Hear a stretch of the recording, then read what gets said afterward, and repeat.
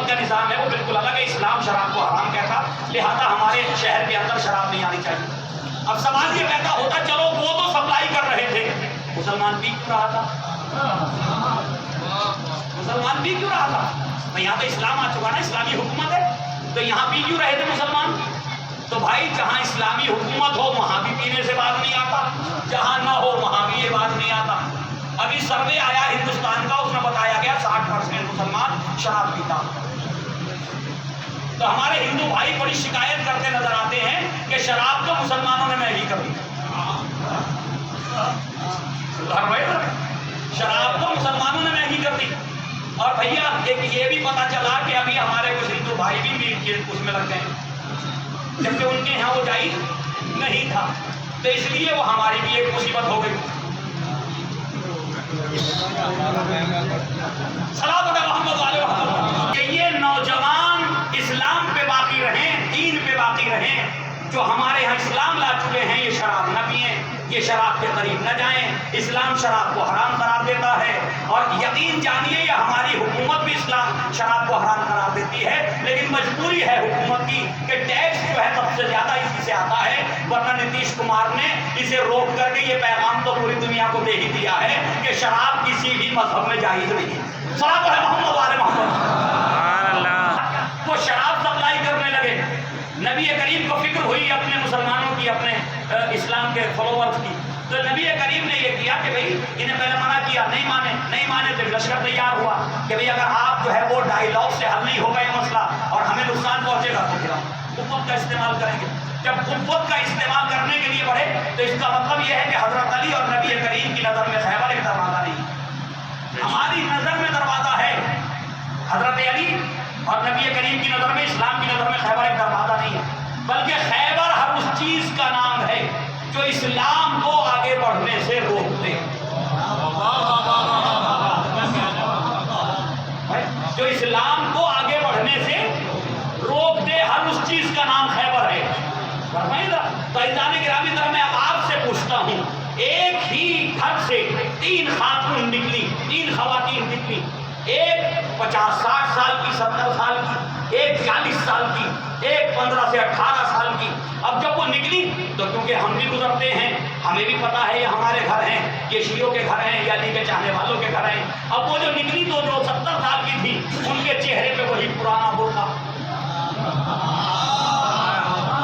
ان کے چہرے پہ وہی پرانی نقاب، پرانا برقع جالی والا.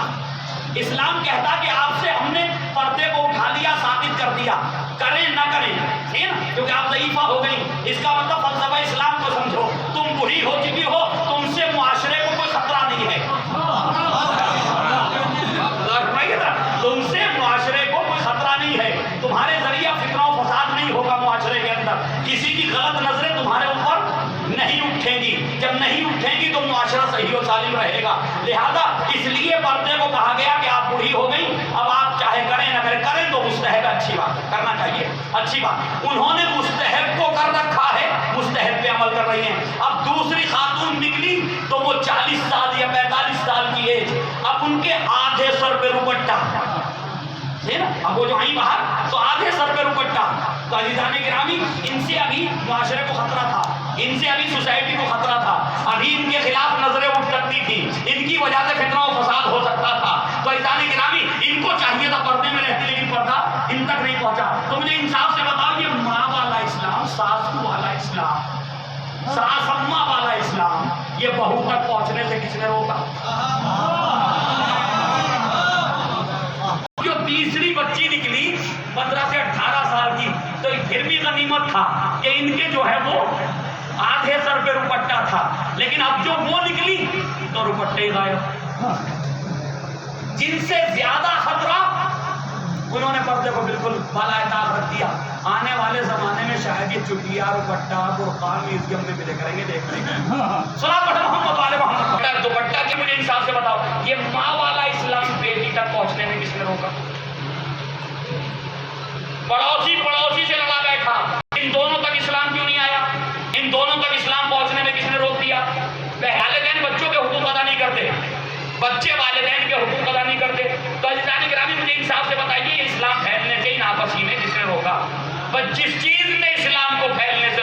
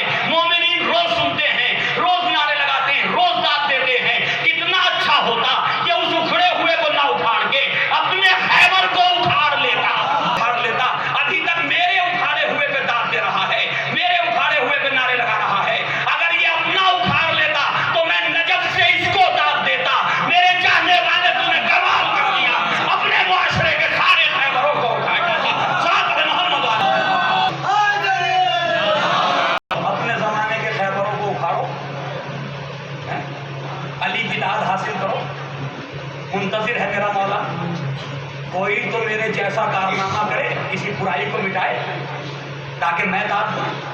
بس عزیزان گرامی، کربلا ہو گئی، بس ایک بار بار یہ ہوتا کہ نہیں کون جیت گیا کربلا میں۔ یہاں ہندوستان میں یہ چیزیں سمجھانا بہت آسان ہے، کون جیت گیا کون ہار گیا۔ ہم تو ہر چھٹے مہینے تیسرے مہینے الیکشن لڑتے ہیں، نہیں؟ ہر تیسرے مہینے ایک الیکشن ہو رہا، کبھی کسی کا الیکشن، کبھی کسی کا، کبھی کسی کا، اور جو جیت رہا وہی جلوس نکال رہا ہے۔ سبحان اللہ، سبحان اللہ۔